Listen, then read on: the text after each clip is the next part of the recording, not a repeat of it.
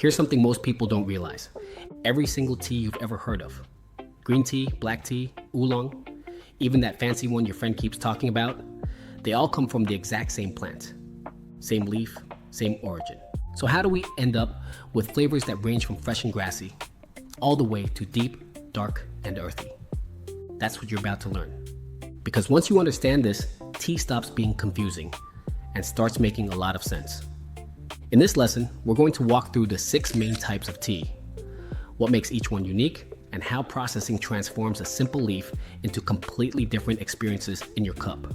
Welcome back to Tea Now Mix, where we help you optimize your life with tea. For those who are new here, I'm Andrew, 4th generation family member at the heritage tea brand Yuki Tea, also known as 3 Teapots here in Bangkok. And here's the insight most beginners miss. Tea isn't defined by the plant. It's defined by what happens after it's picked. Let's start with green tea. Think of green tea as the freshest version of tea you can get. It's basically the leaf in its most natural, untouched state. Right after the leaves are picked, the very first thing producers do is stop oxidation immediately. This step is called kill green, and it's usually done with heat, either by pan firing or steaming. From there, the leaves are shaped and dried. That's it. No bruising, no oxidation, no heavy processing. Now here's why that matters. Because nothing is allowed to change inside the leaf. All those fresh compounds stay intact. That's why green tea tastes the way it does. You'll notice flavors like grass, steamed vegetables, maybe a little chestnut sweetness, and in Japanese styles, even a seaweed-like umami character. It's clean, it's bright, and sometimes it has a little sharp edge that wakes you up.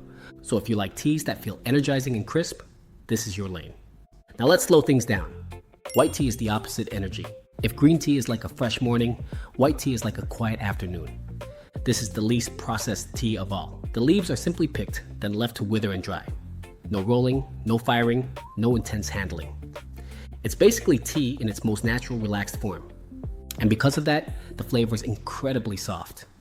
You'll get gentle honey, sweetness, light floral notes, maybe a hint of melon or dried hay.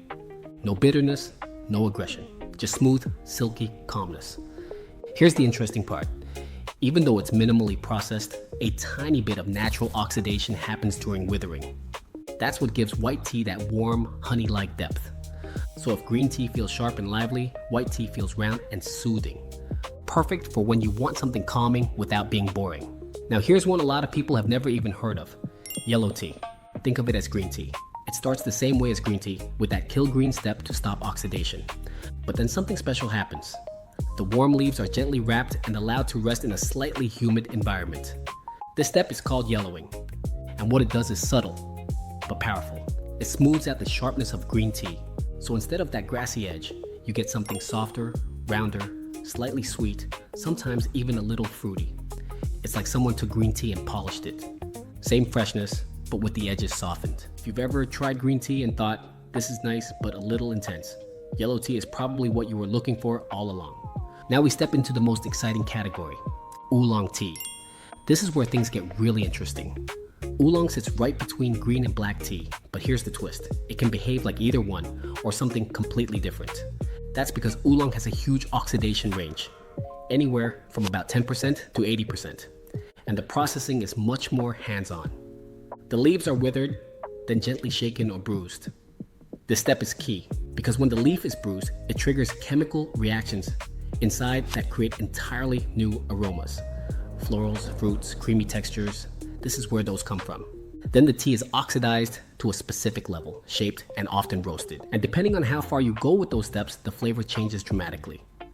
Light oolongs can taste floral and creamy, like orchids and fresh butter. Medium oolongs bring in honey, peach, and citrus notes. And darker oolongs move into roasted, nutty, caramel-like territory. So oolong isn't just one flavor, it's a whole spectrum. This is the category for people who love complexity, who enjoy exploring different layers in a single cup, and who don't mind being a little surprised. Next up, black tea. This is probably the most familiar for most people. Black tea is fully oxidized, which means the leaves are intentionally allowed to darken completely. The process includes withering, rolling to break the leaf structure, full oxidation, and then drying. And during that oxidation, new compounds are formed that completely change the flavor. This is where you get those rich, warm notes. Think malt, caramel, honey, dried fruits, even a little cocoa. It's smooth, full-bodied, and very comforting. If green tea feels bright and sharp, black tea feels deep and cozy.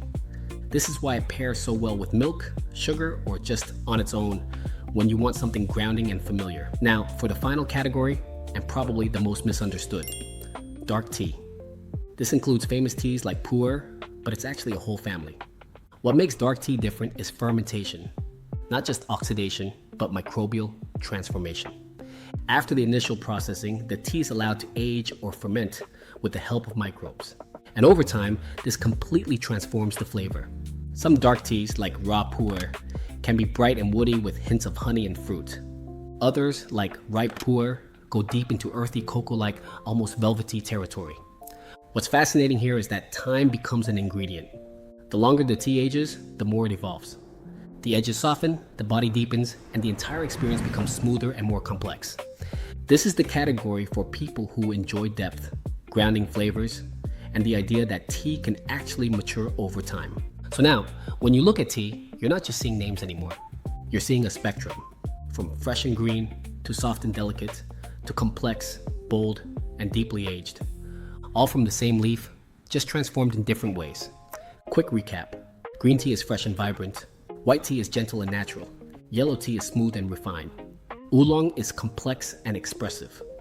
Black tea is bold and comforting. And dark tea is aged and transformative. You've just taken a huge step from beginner to someone who actually understands tea.